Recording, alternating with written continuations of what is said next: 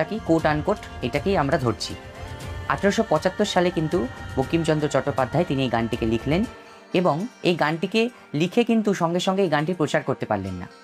প্রথম যে প্রচারটি তিনি করলেন সেটি হলো 1882 সালে আনন্দমঠ উপন্যাসে বঙ্কিমচন্দ্র চট্টোপাধ্যায় এই গানটি কিন্তু তিনি রাখলেন, ওইখানে কিন্তু সংযুক্ত করলেন। তারপর থেকেই কিন্তু এই গানটির যে ভারতের যে বাঙালির সংস্কৃতি এবং ভারতীয় যে সংস্কৃতিকে জাগরণ করার জন্য কিন্তু এই গানটি প্রচুর পরিমাণে আজকালকার যুগে যেটা ভাইরাল হয় তখনকার যুগে কিন্তু এটা ভাইরাল হতে শুরু করে। তো গানটির কিন্তু প্রথমত কোনো সুর ছিল না। প্রথম যিনি সুরকার এই গানটির প্রথম সুরকার তিনি হলেন যদুলাল ভট্টাচার্য। এই যদুলাল ভট্টাচার্যকে যদুলাল ভট্টাচার্য হচ্ছেন বিষ্ণুপুর ঘরানার ধ্রুপদ শিল্পী যদু ভট্ট, যিনি রবীন্দ্রনাথকে গান শিখিয়েছেন।